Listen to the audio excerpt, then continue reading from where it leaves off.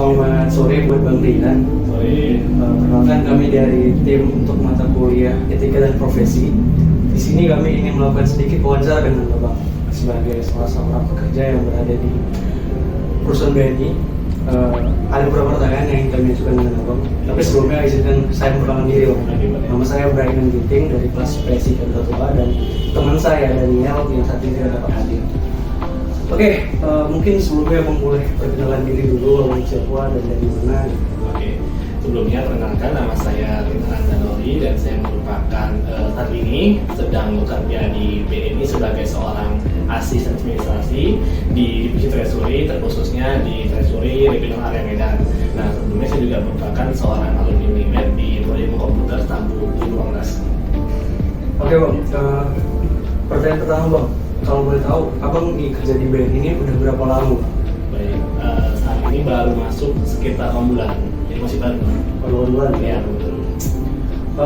Setelah Abang berada di sini 8 bulan, kira-kira berdasarkan pengalaman Abang nih, Ya. bagaimana sih persyaratan atau ketentuan untuk seseorang itu dapat bergabung di perusahaan BNI?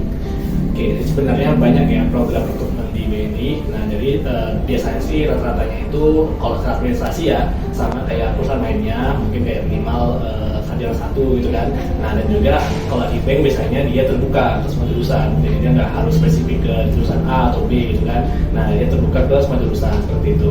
Nah, kalau secara khususnya ya mungkin secara tools atau pendidikan tekniknya mungkin paling ya benar-benar harus teliti, karena kalau di bank kan bukan uang kan, jadi harus hati-hati, harus teliti, dan juga harus ya sering dicek lah semua kerjaannya gitu kan, biar aman gitu.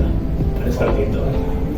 Oke, baru mungkin pertanyaan berikutnya Bang, mengenai di BNI. Ya. Kalau kan topik kita adalah etika dan etika nih, etika Ya. pekerjaan. Kira-kira ada nggak etika atau yang tertulis nih, atau yang maupun yang tidak tertulis untuk semua karyawan yang ada saat ini di BNI yang diterapkan oleh perusahaan? Oke, baik, terima kasih. Nah, sebenarnya kalau di BNI kan karena dia juga bagian dari BUMN kan. Nah, di BUMN sendiri dia itu udah ada yang namanya core value akhlak. Nah, jadi sebenarnya ada 6 core value atau semacam kayak nilai-nilai yang harus diikuti oleh semua pegawai di BUMN gitu kan. Nah, itu dia ada 6 yang singkat dari akhlak gitu ya. Nah, yang pertama itu A, amanah gitu ya. Artinya dia harus mempertanggungjawabkan semua tanggung jawab memberikan gitu ya, harus dipercayakan seperti itu. Baru yang kedua K, yaitu kompeten, artinya dia tuh harus siap untuk belajar, terus belajar gitu kan, untuk mengembangkan diri gitu ya. Baru yang ketiga harmonis, artinya semua pegawai di lingkup BUMN, terkhususnya BNI gitu ya, itu harus kompak gitu ya, harmonis, tidak peduli apapun golongannya, apa rasnya gitu ya, yang penting dia harus kompak. Baru selanjutnya loyal. Nah, loyal itu dia harus setia, harus menjaga nama baik perusahaan, harus menjaga informasi perusahaan seperti itu. Baru yang kelima itu adalah adaptif, karena kan kita harus terus mampu mengikuti perkembangan ya gitu ya, sehingga harus adaptif. Baru yang kemudian itu adalah kolaboratif seperti itu. Oke, mungkin nih Bang sebagai pertanyaan terakhir. Oke.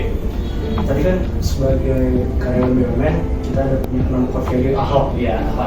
Nah, kalau secara lebih dalam nih sebagai Ya. posisi Abang sebagai asisten dari Abang, Ya. ada nggak etika yang di luar dari itu yang harus Abang persiapkan gitu? Oke, mungkin sebenarnya itu udah cukup sih sebenarnya, udah sangat-sangat relevan, sudah mencakup semuanya mengenai etika yang mesti diterapkan terkhususnya di BNI seperti itu. Udah mencakup Sudah semuanya, Bang. semuanya, nah sekali.